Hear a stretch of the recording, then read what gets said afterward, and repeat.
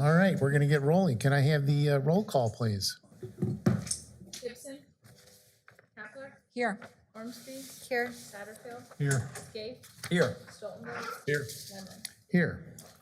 All right, thank you. We had minutes from the meeting of August 20th, 2025. Oh, Mr. Chairman, I move to approve the minutes from August 20th, 2025. Thank you. I'll second. Thank you. We have a motion and a second to approve the minutes from August 20th, 2025. All those in favor say aye. Aye. Any opposed, same sign. Thank you. The minutes are approved. So good evening to the one person in the crowd out there tonight. Thank you for coming. We are the Plan and Zone Commission. We are a recommending body appointed by the mayor and city council to review site plans of rezones and land use matters. So at the appropriate time, I will ask you to provide any comments you may have by going to the podium to my right and to your left and tell us your name and anything you would like to add about the particular case. I have a feeling I know which one it is, so it may surprise me, but that would be good. So with that, we will begin. Thank you, Mr. Chairman. So this is case 2545 at 2395 Spruce Hills Drive and is a rezoning request from C1 to C2. The applicant is Kamal Hossain, and his request, as I said, is to rezone his property from C1 to C2. This is the Teskey's Pet and Garden Center. The applicant plans to tear down the existing building due to structural issues and old age and construct a new mixed-use building. The request is to right zone the property. The current use that is there right now is not permitted in a C1 district, and the applicant right now is exploring different mixed-use concepts, which would ultimately be reviewed at the site plan stage. The future land use map designates this area as community commercial. The current zoning is C1 neighborhood commercial, and the proposed zoning is C2 community commercial. The request would be consistent with the future land use designation, and residential uses are allowed in a C2 district, particularly as mixed-use developments. Additional commercial uses are also allowed. So this is a concept plan that was provided by the applicant, not necessarily an in-depth site plan, but it shows three potential designs of first floor commercial and second and third floors of residential units. So the first floor is proposed to be the commercial area, which Teskey's would be. And then the second and third floors are proposed for these residential units, which will range between 16 and 18 units. Most will be around 600 square feet with 1 bedroom, 1 bath, and then some will be 900 square feet, 2 beds, and 1.5 bath.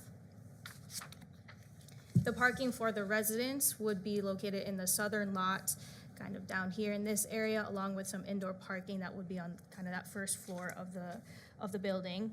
And then commercial parking would be located on the eastern part of the structure. And then we just wanted to emphasize that this is just an idea that they kind of proposed to give some idea of, just to show why they want to rezone this area. And so the rezoning request must adequately address concerns outlined in section 111513B, and staff have addressed each requirement in the staff report and contend that the request sufficiently address each topic. The staff contends the proposed rezoning request meets city standards, code requirements, and is consistent with the comprehensive plan, and any redevelopment would require a site plan review and approval.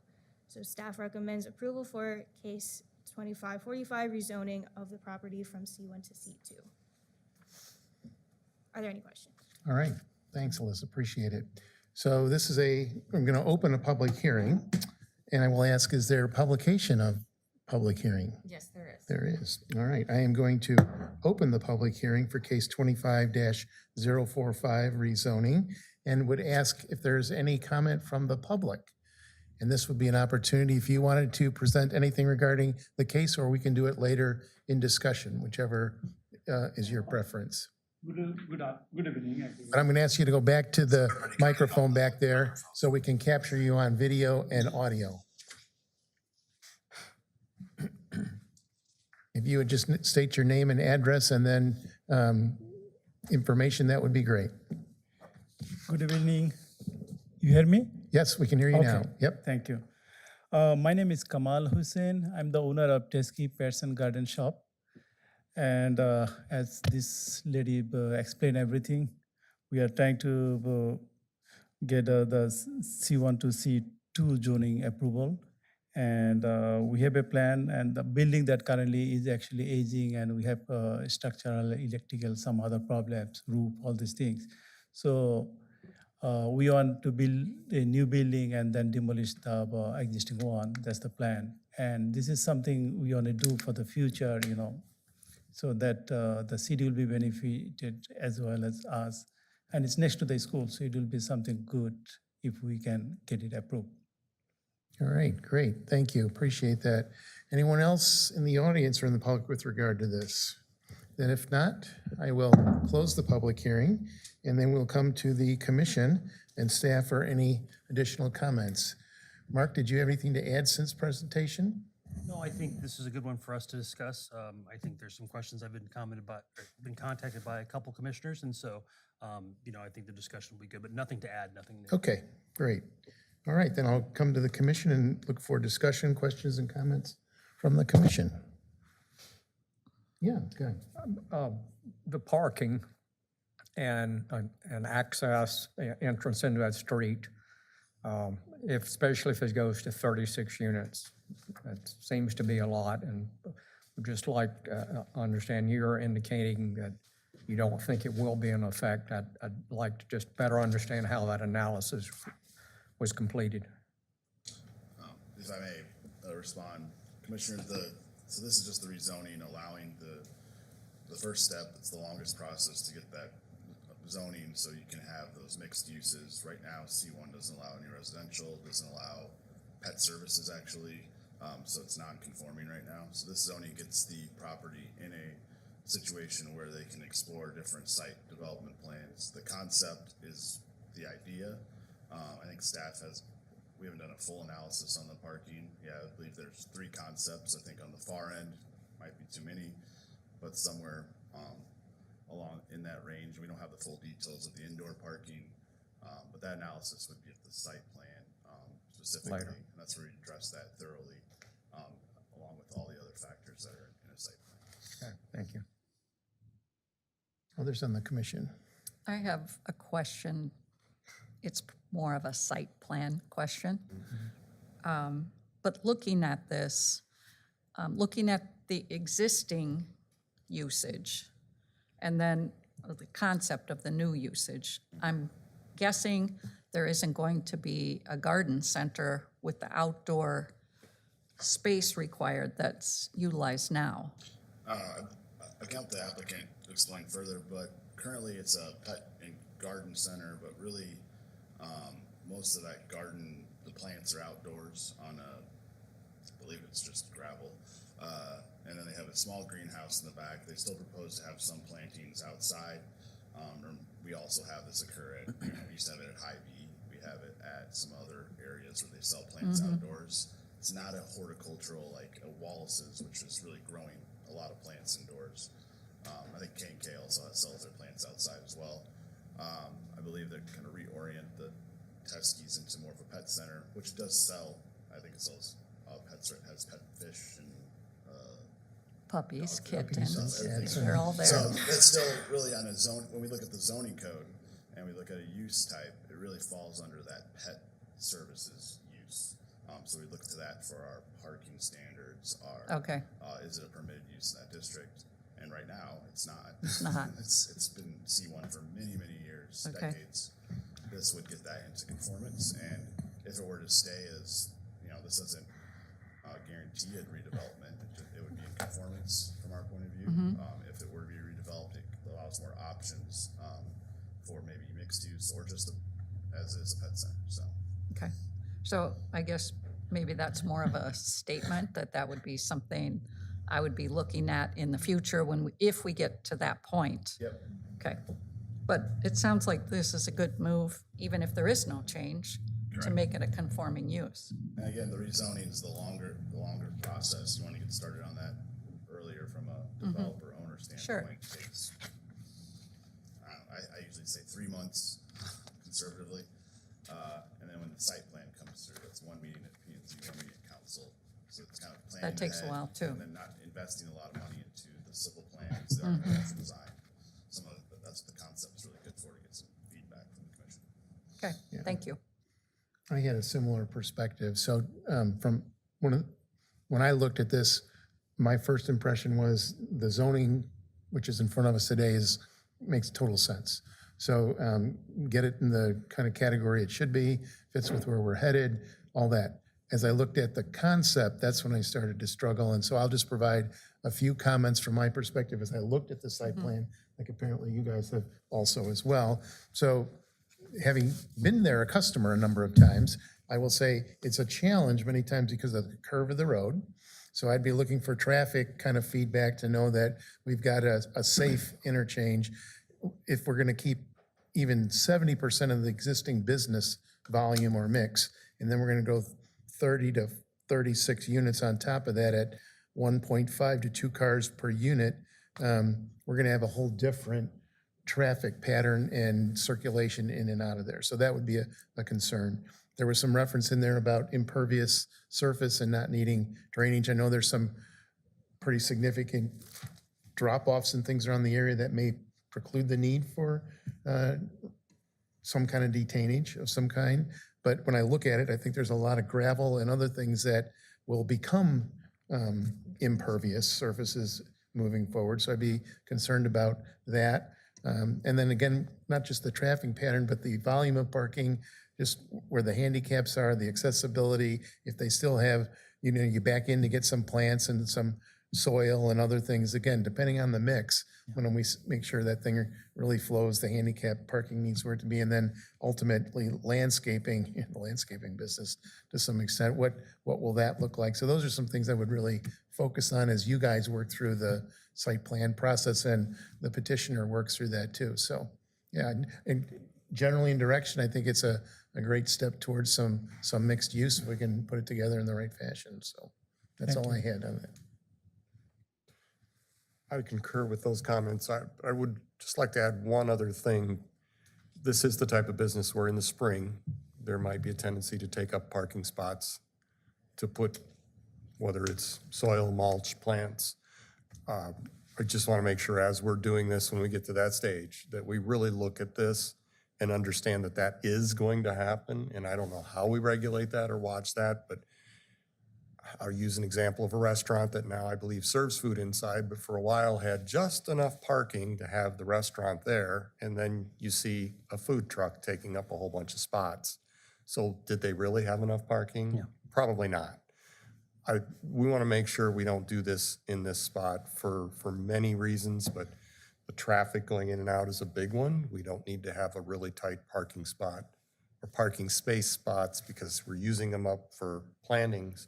We just need to really take a pretty hard look at this so we don't end up using half the parking lot to sell just stuff in the spring, people not having a place to park, so they park across at Cumberland Square, start walking across on a very busy street where it's hard to get in and out of. So I concur with everything, but I just want to add that we really need to look at the big picture.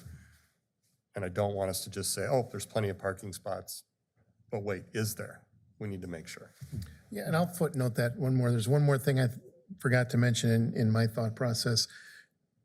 Some of the developments we've looked at have had maybe marginal parking. They've been close, but then we'll say, all right, well, they're a 6 a.m. till 3 p.m. business. And the one that's coming next door is a pizza place and it's open from 4 to 10 or midnight. So they're not overriding each other. In this case, on weekends, when the majority of the customers are going to come to that location, I would think, you also have everybody home. So the maximum intensity will be there probably all weekend long. So that's something to say, figure 4 maximum use probably all weekend long. So I said that's all I had, but that's the last one. Really. I would agree, and I'd also like to add that I think it's great to have housing in this area. I think that it's an area where people really like to feel like they can feel like they're in the city, where there's amenities and things close to them. So Great plan, just be careful not to, what's your saying, a 20-pound bag of rice and a 10-pound Yeah, I sack? usually say 10 and a 5. This one felt like 15 or 20 and a 5, but So, yeah. great concept, just precautions to take. Yeah, and I also note, this developer came at, this wasn't planned by the city or anything like that, but this is one of our areas in our comprehensive plan for, a renewal area, not an urban renewal area, but a sub-area, or the Cumberland Square area, so this could actually add a lot of, Might be a catalyst for across the street. Yeah, that would be awesome. some redevelopment maybe. Yeah. and just We'd wanted all point like to out. see that. Yeah. I'm curious about one thing. The siding of the building, is the existing buildings intended to remain in place? As of right now, the applicant's proposing to. I mean, during development, not ultimately. Because it looks like the existing building could stay in place during construction, the way this thing's sided. We probably wouldn't be able to work with that. I would think not, but I guess that's one thing to be concerned about, is that, I mean, I can understand the need and the desire to potentially continue to have a revenue stream, but I don't think it's necessarily appropriate. I think they'd need to completely clear the site in order to have it be an appropriately built thing. Yeah, I think any type of redevelopment or remodeling, we have a certain hotel right now that's rebuilding part of itself and the other part's kind of occupied. And those are things that we work closely with fire and police on. And we would probably shy away from that in this case, just because a lot is so constrained. Oh, yeah. But yeah, I think that's a good thought, and I hadn't occurred to me. I think I that's mean, something we'll want to watch for. it's kind of, there's some pretty interesting shapes here for the building that seem to wrap around what might already be there, right? Yep. That's, And then I guess the other piece is they still have to be able to contain the water that falls on that site, right? They can't allow that to flow into neighboring. So with the concepts provided, and this will, again, be further analyzed at our site development plan stage, but we can comment, the city engineer looked at just the concepts, and we do have, and I don't want to quote it verbatim, but essentially, if the site is grandfathered currently not to have it, and they're reducing the amount of impervious surface area on that site, they're not required to then add that. So if you're going vertical, you're going to probably reduce it. We just had a similar site plan come through for the gas station on Middle Road in Devil's Glen.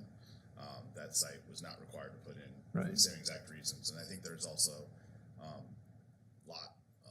or development minimums or thresholds that have to be met to create that stormwater retention. So I'm not quoting those directly, but our city engineers, Nellis tonight, can comment on those when and if this comes to site development plan.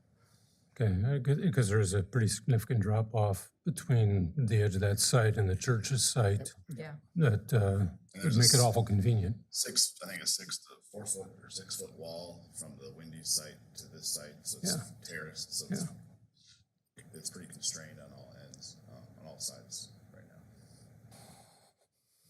Mr. Chairman, if the commission has kind of made a few comments or are done, I have a think couple we things I have. wanted to add. One, I think staff is, kind of heard you loud and clear about the concern about parking. So we've made those notes. I would suggest the applicant also make those notes and watch for that going forward.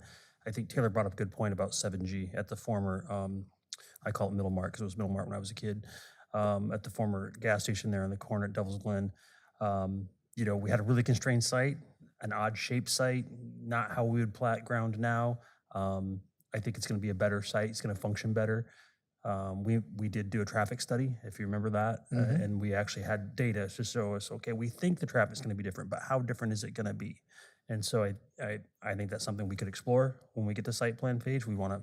That's an engineering department function, not necessarily me, but Brent and I can talk about that and try to bring that information for you. And then tonight, we're going to talk about parking and landscaping in our zoning Isn't that a ordinance. great timing? Yes. So exciting and so timely, but we could talk about those subjects tonight and some things we're learning that we want to share with you. But to the point you made, the zoning in front of us, I think, and I don't know if this is my term or not, I think we're right zoning this. I think it's time to zone this what it is. So this makes sense. Now we've got a future use, and then we've got a future site plan. So we need to work on the use and the site plan and make sure that it meets the, the safety, the traffic flow, all those things. We get it, we see them too. Mother's Day, flower sale on a Sunday is gonna be busy, we hope, for them, but we also want it to be safe as well, so. Spot on. Yeah, so we've taken that input and we will be watching for that going forward. And there's some things we can use, again, traffic study, those type of things, special parking analysis, those type of things that can be brought forward to help us really understand what the ramifications of any site plan might be. Great. All right. I come back to the commission then. I need a motion. Mr. Chairman, I'll move for approval of case 25-045, the rezoning of 2395 Spruce Hills Drive as submitted. I'll second. Okay, we have a motion by Ann and a second by Scott to approve case 25-045 rezone. Can I have a roll call on the motion, please? Kapler, Yes. Ormsby, Yes. Satterfield, Yes. Scaife, Yes. Stoltenberg, Yes. Wendland. Yes. All right, thank you. The case 25-045 is recommended for approval. Case 25042 is deferred to the next meeting, which would take us to the parking and landscaping update.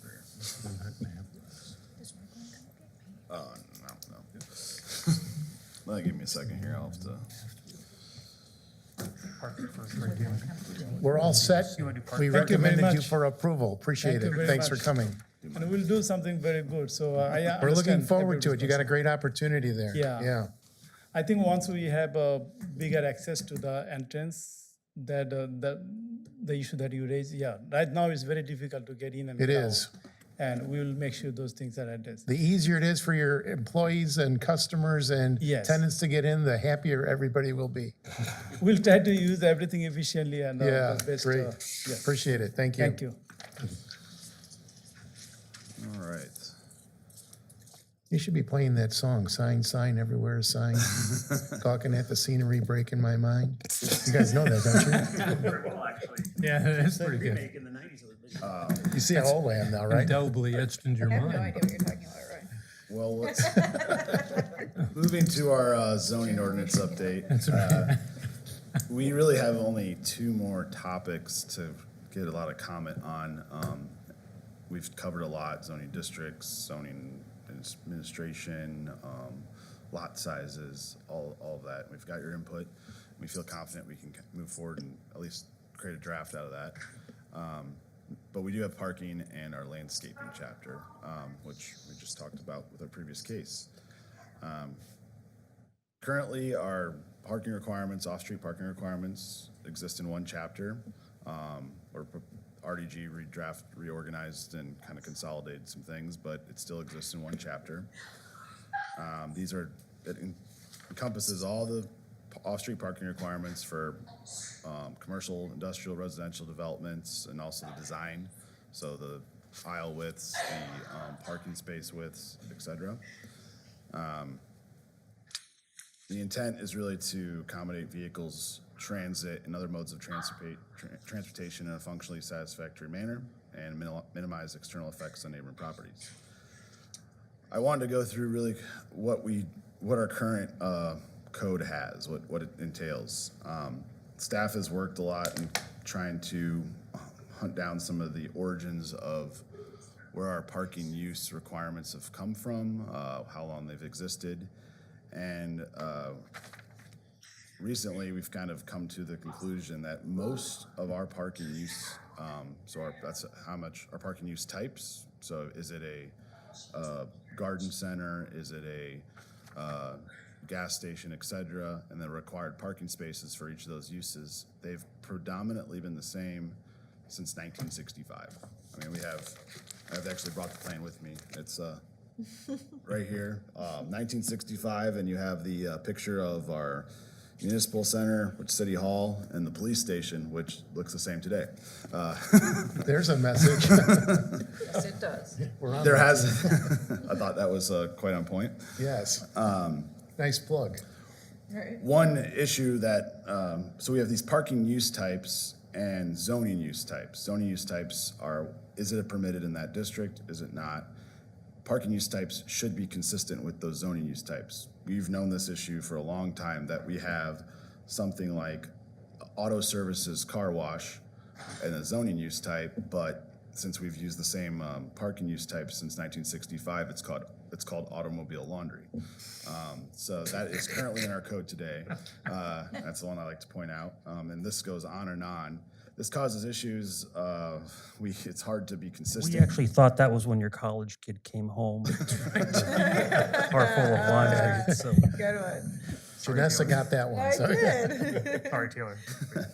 This causes issues, as you See, I'm not probably that can young. expect. We have different, say we have a medical office. Is it a medical office? Is it a dentist's office? Is it an orthodontist? All these different things, and they slightly differ, and it's hard to apply the consistent standard across for each individual case. Another issue with our current code, the parking requirements are calculated based on the different variable measurements, depending on that use type. So we have one use, maybe it's medical office based off of gross floor area.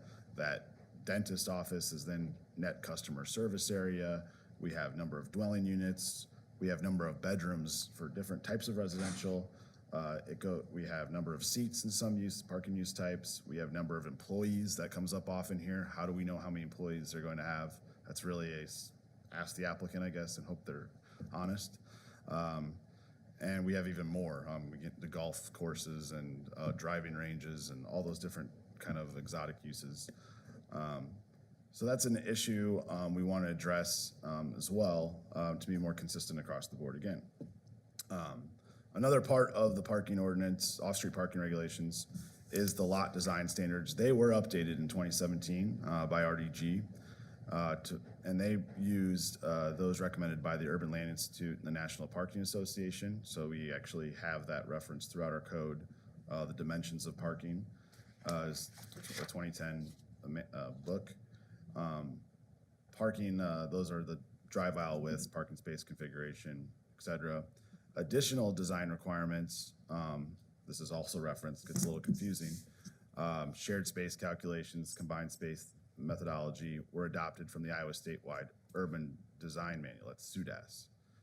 You often hear our engineering department and Brent mention SUDAS. SUDAS was originated in the 1980s, and it got to the level of being mandated by the Governor Branstad to really force communities to coordinate their design standards so they didn't have developments and developers or citizens go to different communities and have different sidewalk ramps and curb cuts and all these different things.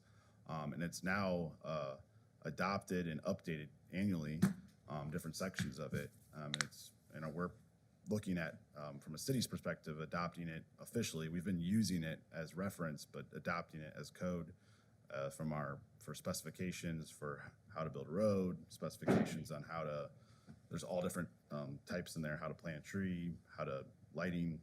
We can use some of those, we think, maybe for parking standards as well. And is that manual, is that static, or is it dynamic? Does it change? It does change. So if we referenced it, what would happen if we referenced a dynamic So that's document a then? good discussion point. Parking is a zoning requirement, parking use standards, and zoning is a very local regulations. If we went to downtown Des Moines versus more of a rural small town, they're gonna have different parking standards. There's not a one size fits all,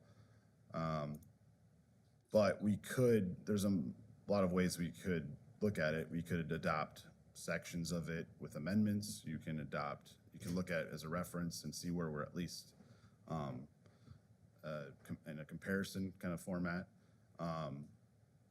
We do this with our building code. We adopt International Residential Code and National Building Code, which is the commercial code, and then we apply amendments to that. Sections we either aren't going to use, or different standards that I think they have to be more restrictive, I believe. Yes. In this case, we can use it as more of a baseline, because really we're using code that we can't defend. It goes back, it's been used over in multiple iterations of zoning code updates since really like Okay. you said, the 1960s. How frequently is the SUDAS updated? Is it yearly or is it on a 3-year cycle like the international code? I don't believe the whole code is updated. So as you can see on the screen, there's a design manual and then there's a specifications manual. So the design manual has, I believe I have that open right now. You have things like parking lots, parking lot access, parking lot dimensions, number of parking spaces required. That hasn't been updated, I believe, since like 2014. But as the whole code, it's updated on an annual basis because certain sections. So Right. they meet I believe our team, Mark, correct me if I'm wrong. I think Brent is on they have a committee of some sort. They meet annually or they meet quarterly and share Yeah, there's trends. never And you might a be familiar. wholesale change to the thing, right? Not, if it's not needed, yeah. If it's not broken, you know, they necessarily don't need to fix it. But I think with, this helps us at least get some baseline information. We talk a lot about stacking requirements. That's a kind of a newer, drive-throughs have been around for a long time, but drive-throughs are current in a lot of different type of use types now. And we don't really have an application we have the stacking requirements. Are they working? And then we want to hear your feedback on some of the things you think are important on this section. But staff does believe we're going to adopt this either way, so we have to know what to remove from it. If the city's adopting the SUDAS manual, we need to know if we're not going to adopt their parking section, we need to submit something to go in its place. And is the parking part under the specifications or under the designs? The design, yeah. So I think what Brent is doing is adopting in engineering the specifications. So those, you know, as the word says, those are the specifications. The design piece won't be adopted, but we could, if we wanted to, adopt it through ComDev, or we could reference it. And I think that's the thing we're trying to educate you on. Yeah, the specifications is happening, I believe, this. Right now, Chris, I think it's is going forward. This coming in a few months, I believe, right? Or you're not sure? Okay. I In think that, that's what. in that case, they're talking, specifications would be how much subgrade, how much, how thick the pavement is and that sort of Size, thing. weight, measures, thickness, those kind of things, yeah. Whereas Earthwork. design is how it functionally is used by the public. Yep. Yeah, so traffic control, site work, demolition, those things, even sewers. That's how they've kind of organized it here. You can see, and this is all available online. We can send the link. While the design manual has, it's really intended for, say they go to a community that doesn't have a certain section. They don't have it as a parking use table or off-street parking requirements. What do you do to design? It's kind of used for that, but it's also, we're trying to say, ours is sold, we could use it for some knowledge, some baseline. And I will note they'd circle back to some of the standards that we've adopted in our current design. The Urban Land Institute and the National Parking Association and SUDAS, they've kind of used each other for referencing each other. Not saying it's the best method out there. Some of the standards are more onerous, some of them are less onerous as far as number of parking required. But we just kind of wanted to open that idea up for some more, we can explore that in more detail probably at the next meeting, and maybe give you some more parking inventory that we're working on, Alyssa's been working on, of our downtown and certain commercial areas, because I believe that's where our discussion is going to target, is more of our commercial parking, downtown parking especially. I'm not sure about our residential parking.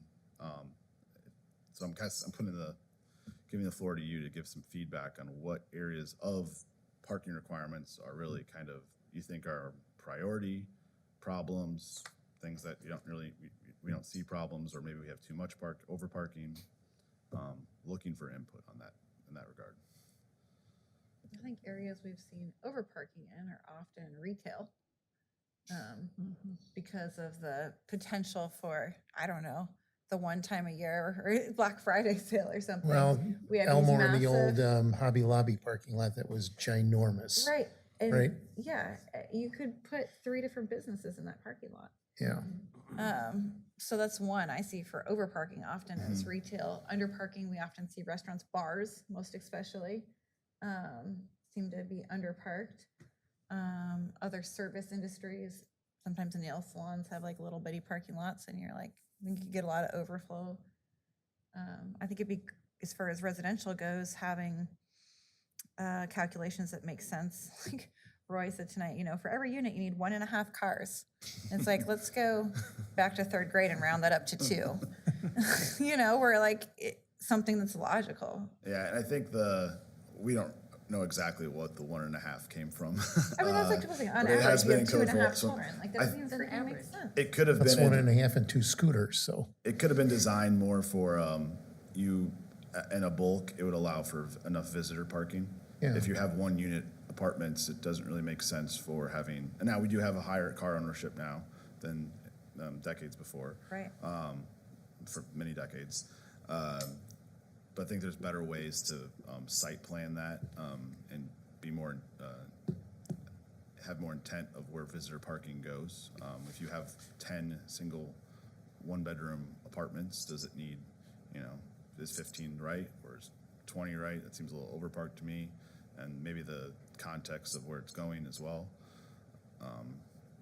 So that's some feedback. from staff. Do you have any data? I'm just curious, do you have any data available? So like, we go down to the new apartments, let's, for example, down on Devil's Glen that came into the old garbage dump there, which by the way, looks awesome as a replacement, notwithstanding what everybody said. That's my own plug there. So just where I'm going with that is, if we knew how many people were in there, just that could be a sample, for example, that, okay, we've got 130 units, how many heads actually live in there? And if we were even smarter, how many cars were registered in there? Just if we had a couple data points around the town that we could look at and say, real world, I'm thinking over in our Golden Triangle where we've got people parking out in the street because they're, you know, nowhere to park on the place, but somewhere if we had a way to capture some data, just a thought. So I could, and that's what I was referencing before. We hope to do that for you. We're not ready at this meeting, of course. We have a number of data points. We can count the number of spaces. We have some software actually that can help us do that, Okay. not manually sit there, using as most up-to-date aerials we have.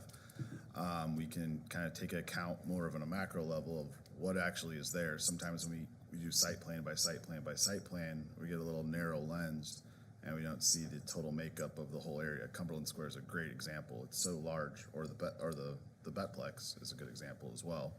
There's so many cross parking easements, it's hard to track how many actual parking spots are there and what are being used.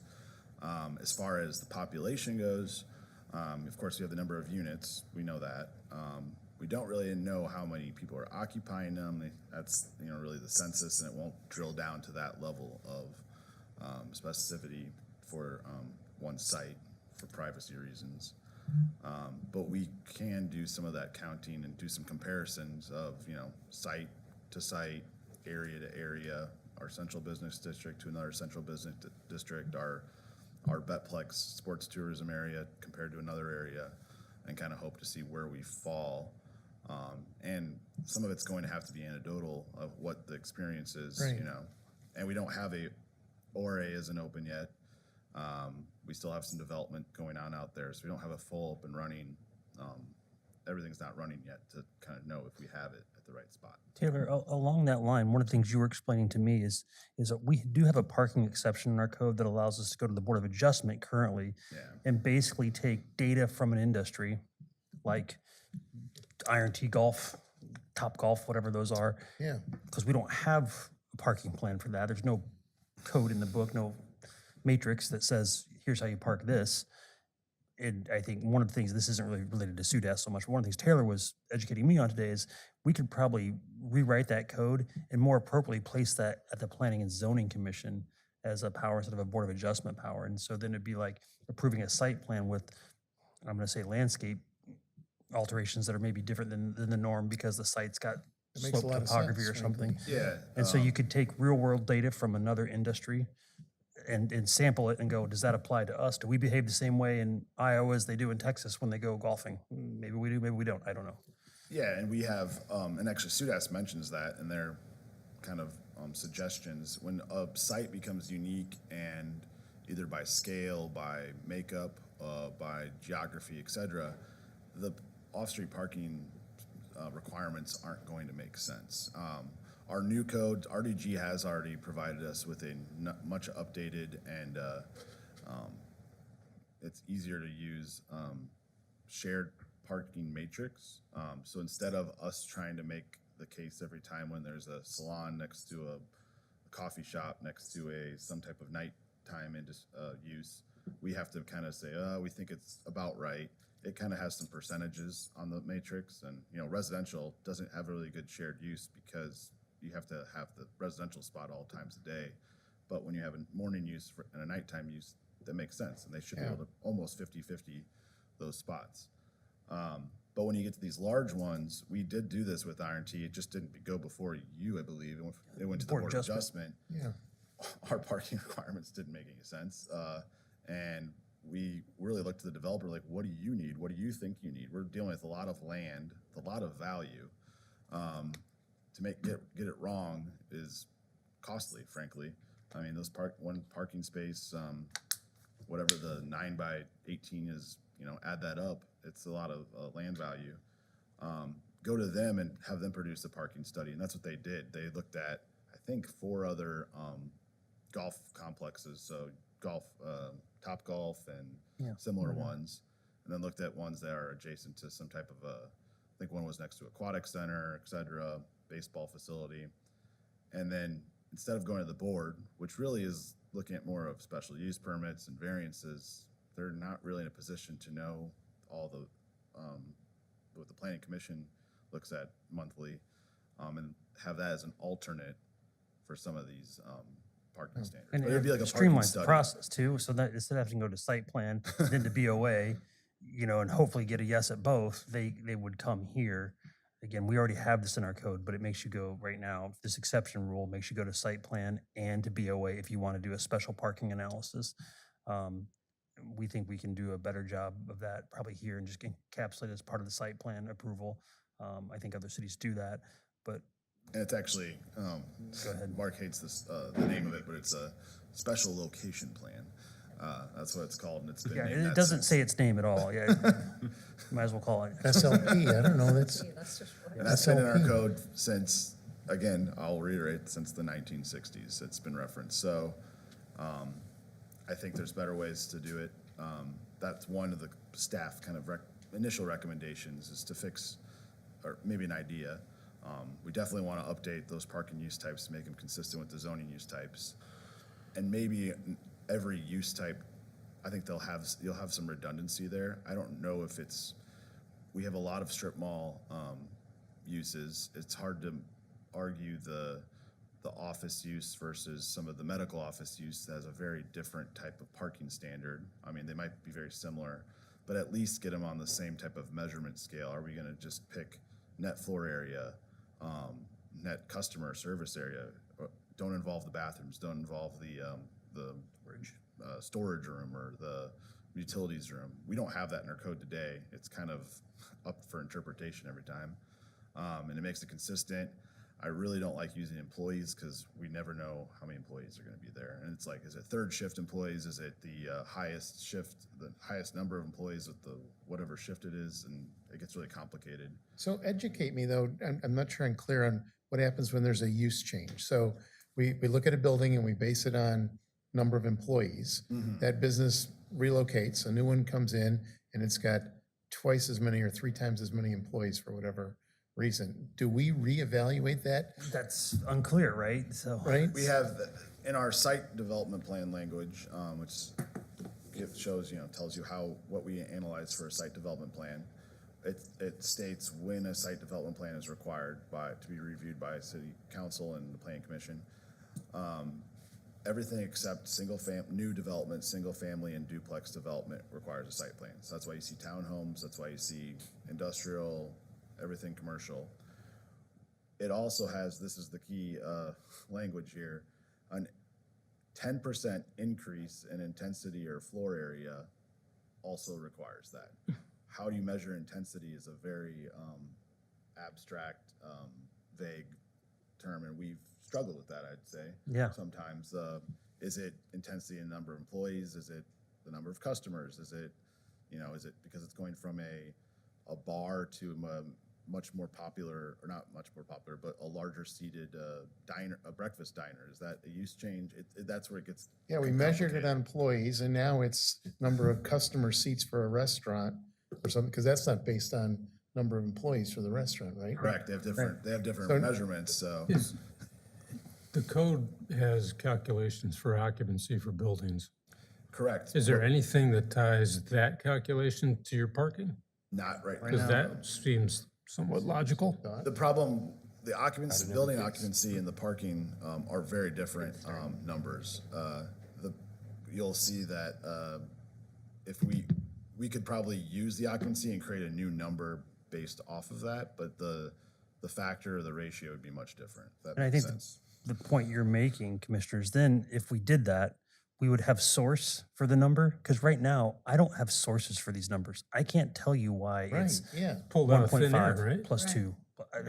There's no source code for me to go back for. So when we start having to defend it because we think there's a problem, we break down pretty quick. So if we could fall back on SUDAS or fall back on using building code occupancies to then bring numbers forward, I think SUDAS makes some sense to me. Then we're defendable, right? Yeah, and to Roy's point about restaurants, you're gonna have an occupancy calculation for a restaurant that's gonna give you a larger number, and then you can base the parking off of that, Yeah. as opposed to something that's completely abstract. And that's the- Occupancy makes sense. That's the max number of people allowed Allowed in the there. building. In the Now, every person in there isn't driving. That's where it gets a little complex, and that's why I think most codes have not adopted that straightforward. Right. You could have families, you could have, instead of the Betplex is a good example. A lot of families are coming in vans with a number of occupants per vehicle. 1.5 Versus a people bar, came which in has a that car. lower, it has, I think, 50 square feet of gross area per parking spot, because you have a lot more single drive, 1-to-1 ratio for vehicle to person. So it's not as easy as saying there's 99 occupants in this building, we need 99 parking spots. I mean, let's just use the room we're in. Let's just use the room we're in. I don't even know, what does the plaque out there say? Does anybody know? I don't remember. Fire marshal? I feel like we're under it right now, But when we fill this room, do we fill the parking lot? We probably overfill the parking lot. But do we want to park every building for max occupancy? Probably not. But I think knowing that that's a number and then making some parking calculations based off that number, which I think SUDAS probably does cook into their math, makes some sense to me. I think trying to defend the standard we have or stay with the same old way we've been doing it, for us is difficult, and I guess we're looking for nods on, hey, you can change this, and we're not saying we're just going to accept it, but we think change is the right way. Well, as I've thought Please about this change it. meeting tonight, Yeah. kind of, it's my head kind of, where are our pain points today? And I'm thinking of, all right, that's different, so I'm gonna go through town a little bit. So you go up to the shops of the Woodlands, and you got Oak Grove, and they got people parked in the street, and they go across the street and park in a vacant gravel lot. The great thing is that business is successful. And I would even estimate, based on what I see, that they probably turn people away because they can't find a place to park. Some people say, I'm not gonna park in a no parking zone. I'm not gonna park half a block down. So they may not even maximize their business potential because they don't have somewhere to park. Then we got another business in the same category that doesn't draw half of its parking. So I don't know how we fix the ones that are super successful. We can't create a code that addresses the super successful businesses either. Yeah, and some of those, like on the strip mall, they give us Greg, you can help on this one. They give us a proposed use type. The strip mall's built, 9,000 square foot strip mall. They give us some proposed use types.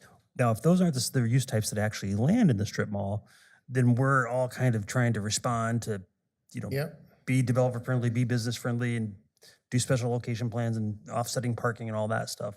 So some of that is breakdown in the code. Some of it is what was designed and built was based on a perceived use that maybe didn't happen and a more intense use happened.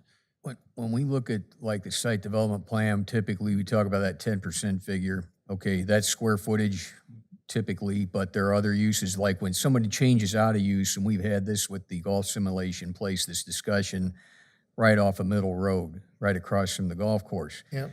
because there was other businesses that were going to maybe go into these other units. And at that point, what we did is we took out initially the parking for that golf simulator. Okay, that is the first number that comes out, and that is a stayed number. In other words, you got to account for that at all times.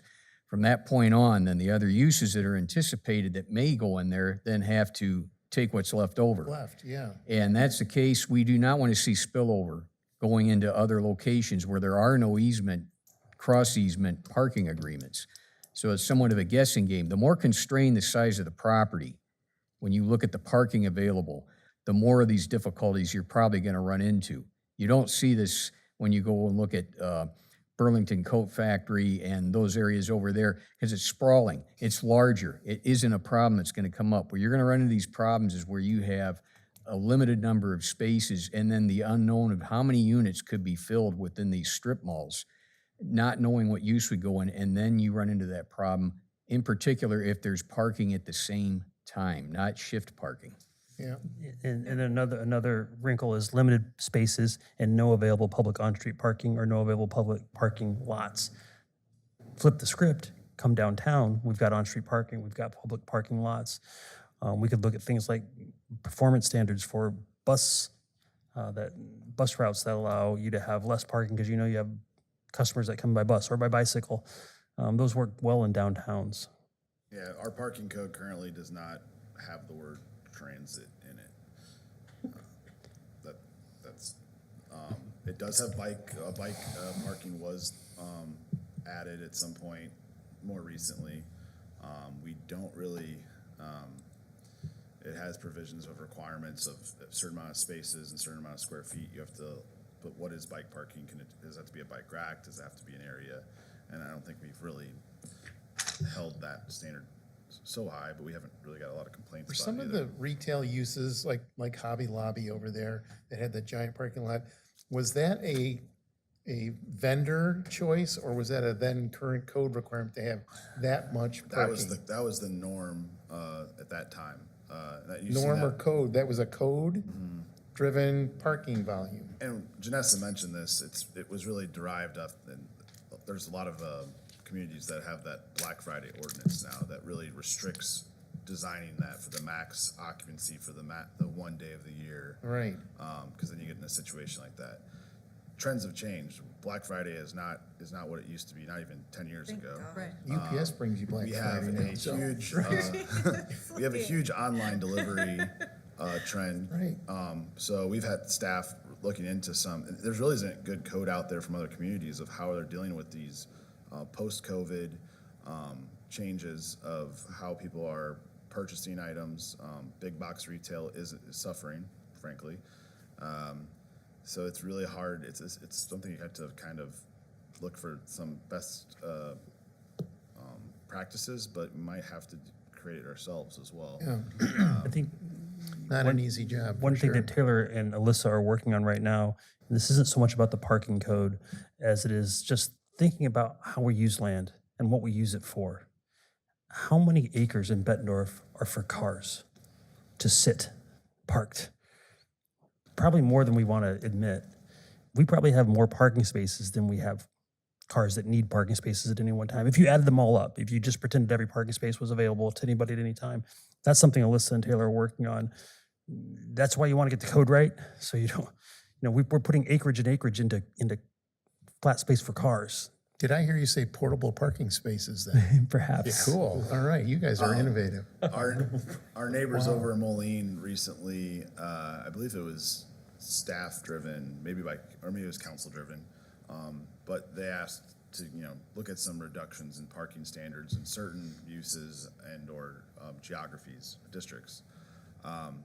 They ended up proposing those a staff recommendation, and council, I think, made it, was it just for the downtown, I believe? I think so. Really eliminating that parking standard, I think that are we in works the the same same. situation? Maybe not, but there's a lot of trends going towards that direction of, looking at the amount of land that's consumed by parking and then attributing an opportunity cost to that land. And we have a downtown that's very constrained geographically. We have 2 main streets, east and west that we can't change. They're DOT US 67. When we put parking lots in that, it's not, you don't have much left of downtown. Railroad. Yeah. One ways, railroad, yeah. Riverfront. So there's different contexts in different areas. Same thing goes out with near I-80 Mill Road. We only have one interchange. We're never gonna probably get another one.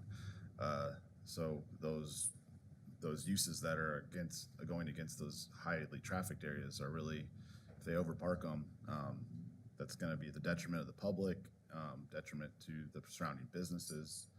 And that's maybe for a one-time use. I'll share a couple other findings from some trends and other ordinances. We have a parking minimum, we have no parking maximum. Someone could come in and, maybe they're just like a very big corporation and they are being told, we need to buy the lots around us and pave them over parking just in case. That wouldn't be, then you eliminate any potential for future development adjacent to that. And they're not penalized for that. They have to, the landscaping's the same, the screening's the same.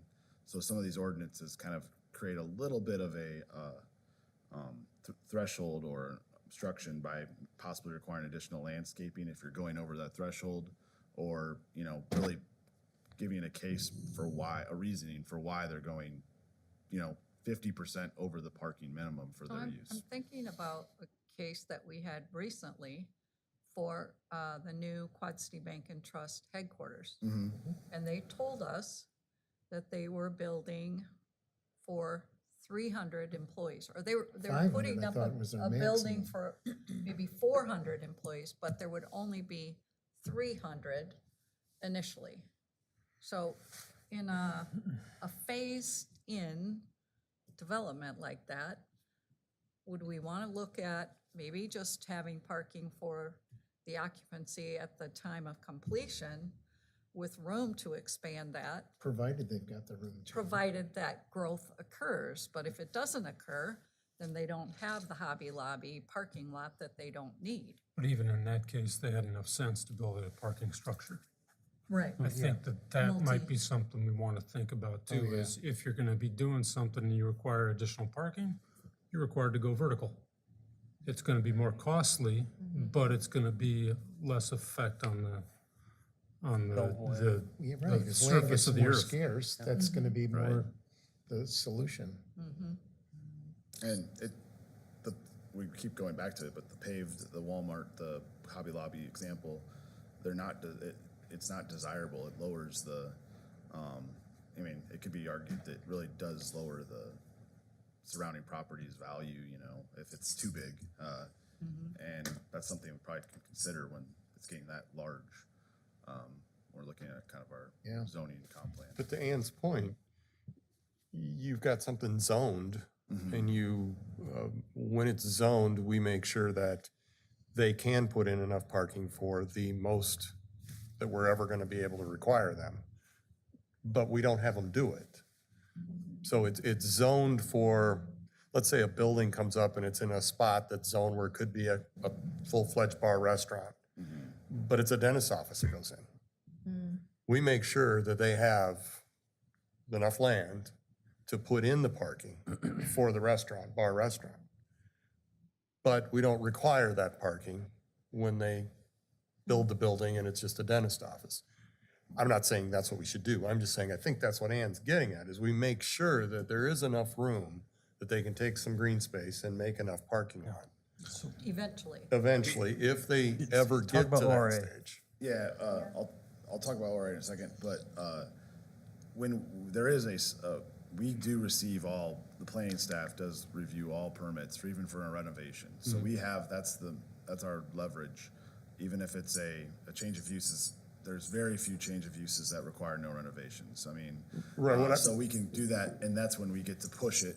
If we think it needs to be reviewed at that use change level, that's when we can push Right, it back. but you're to- talking about, there's no max in there. No, not right And- now. And There's at no the same max. time, making sure that we don't have a Hobby Lobby. So I guess what I'm saying is, okay, you figure that out, but we just want to make sure that if they ever do come and change it, we don't run into the situation where they're saying, Well, now we have to go to the Board of Adjustments to allow them to do it, because there isn't gonna be enough parking for this. We want to, So- the maximum wasn't referencing to capping it necessarily, it was to mitigate when it becomes at such a large scale, to mitigate the negative externalities that occur when you have when you have a Cumberland Square of that much pavement with no landscaping. It's more of an aesthetic and trying to save some of the, the adjacent property aesthetics surrounding that property, because if it just continues on at scale, it's not the same. These parking standards, these landscaping standards don't apply to 1,000 spots at once. ORAs, Mark Brent mentioned, so ORA, when they first met with us, and this still technically could happen, they own the property they're building on, and they have, I believe, 700 spots there. They also own a lot just to the north of it, and it's in a holding pattern right now. It's their property. They have the right to do what they want through our approval, but they wanted to create that as a parking lot too. That was over double, I think it was like 2.5 times the amount of parking we would require based off of their number. And we have a pretty, for, what is it, orthopedic surgery? It'd be like medical surgery or whatever. For each exam room, we have a calculation for a number of patients inside, et cetera.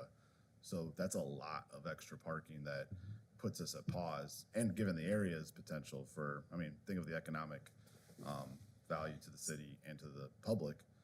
It's kind of scary to pave it, and once it's paved, we've seen a lot of pavements not be developed for a long time, so. See, that seems to be a case where that particular use has the economic ability to build a building for parking and should be required to do so.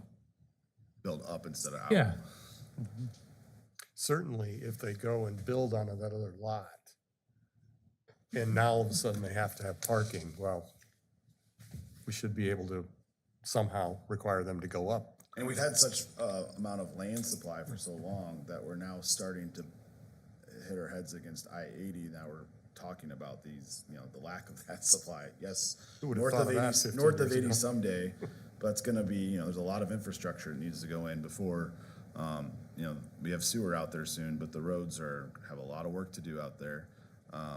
So I think these are some good discussions and input regarding that, yeah. Before we get too far off, Taylor, I agree with adopting the SUDAS, but I do find one thing that I would throw an amendment out right away for, parking space size. On, it's section 8B-1, if you want to write this down, C, it's parking lot dimensions. There's low turnover, 8.8 feet, 6 inches, and then there's moderate high turnover, 9 feet. If I had my vote, I would say, put an amendment in there, 9 feet. Yeah. No 8.6. I think that's actually changed over time. We used to have 10.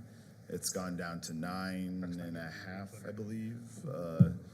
And then It ought to there's be like 10 by 20 and there's a couple different standards. keep the door pings off. There is a moderate to high turnover difference because people are going to be I parking a just little more was, sloppily with. I just read that, low turnover versus Yeah, moderate high. there's- There's my 2 cents worth on that if we're And, gonna and adopt. again, I don't know if it's adopt SUDAS or is it use SUDAS as our lookup, right? However we end up Yeah, putting the code together. Yeah, Having a reference point. This has a lot of input from. It's local in the sense it's statewide. It's Iowa based. So engineers from communities throughout Iowa. So I think it has components of that, but it also gets feedback from all their different case scenarios. So is it an option for us or for you to make SUDAS the standard? That would be an option, but Yeah. we're not necessarily recommending it. Yeah. Yeah, I mean, you could just say our parking code is SUDAS. I don't think that's exactly what we're saying, Okay. but you could do that if you and then we wanted to. could make amendments from that. And then you would amend to it, right? It's like you adopt an like we could adopt the international zoning code and then change out the parts we don't want, right? That's one thing we could do. And would we reference as of this date, we're adopting it? So Yeah. 2 months from now, when they change the parking number or whatever the item happens to be, we don't have to re-amend it, but somehow you got to keep track, well, what was the then current? So it's the adopt by reference, if I'm using the right term, Chris, adopt by reference. So you're always referencing whatever the current SUDAS is. That's They've one had way to do it. Multiple approvals over the years at different, Yeah. So then you're just saying if in 2025 it changes, that's where we're at. We're adopting by whatever the current reference is, the current one is. That's one way to do it. Maybe a hybrid model is to kind of write our own code, but pull SUDAS and then keep track of it and update it as we need to. And reference sections that, and I believe our code in 2017 attempted to do that in portions. I think there could be a little better referencing of exact sections, and then sections that aren't being referenced that are either coming from staff, coming from council, commission, et cetera, or other sources, just have those references. So when we need to update it, we can look and know, where did this come from? We don't know where some of our parking standards came from. And a lot of the SUDAS does go back to that Urban Land Institute National Parking Association. They did a bunch of studies, mostly in the 2000s. So that's, you got to think of, we had a big office bubble that really hasn't recovered. So you got to have context there. Nothing's really been studied, I don't think, post-COVID. So all the different, land use change, home, working from home, those type of things to take in consideration. I mentioned the Amazon delivery versus going to the store, grocery delivery, all these different things. So, and I noted too, in their retail conversion of regular parking spaces, so you go over to Walmart now, and there's like 100 spaces or whatever it is for people, and they're the closest, nicest spaces for the people that drive up and pick up their goods. so you gotta walk Now, then out. somebody will say, well, but they're not going in the store anymore, so we don't need any parking places for them. But, it's really, it's quite a significant shift of use. Yeah. So I want to give a little time for Mark. Yeah, because you got landscaping to talk about yet. Or we could we move- don't. I mean, Or we could put it till next time if you need to, It's yeah. your meeting to run. I will not. We've done defend an it. hour, so it's. Yeah, you- But I know there were some other constraints, so if it works for you guys, I can call time. If it's better for you, I'm happy to do that, so. I would prefer that, given I have Thursday So night. done. So done. I know there's other, And we have some other homework to things. do, and we're working on it anyways, so. This we'll is, have you some can see more. there's a lot of interest and passion in this. Yeah. It affects us every day. I mean, everybody. I do want to ask one more question, comment. I'm thinking about what Corey said about occupancy. Would there be a way to come up with some kind of a matrix based upon occupancy that had a multiplier or a percentage Ratio, yeah. based upon the usage? Yeah, we can look into that. And my question is, did SUDAS do that already? Did they get their number by looking at building code, fire code, and then going math? Okay, this is the right. Okay, There's definitely some. that's what they ordinance do? That's a technical term. Okay. That's right. Well, that's what I want to see. It's I just got like it. for a school, you can't use an occupancy for parking because an elementary school, you're not gonna have kids driving to school. So that's where it kind of breaks starts to down a break little down, bit. yeah. Yeah. But we can definitely do some homework on that. yeah. Iowa's different with the 14-year-olds driving, seeing other places, 16 or 18-year-olds, so they got a whole different math set up, so good. All right, so we're gonna wrap with this parking at this point. Anything we else can- from a, No, I'll just say that the discussion will be similar arc when we talk about landscaping because SUDAS also does landscaping. yes, And we also have a landscaping code that's pretty old. Not as Yeah. old, it's not 1967, but I bet 1970 something. Yeah, I think so. So we can visit that at our next meeting. all right. There's time left. Anything else for the good of the order? No, sir. We're adjourned.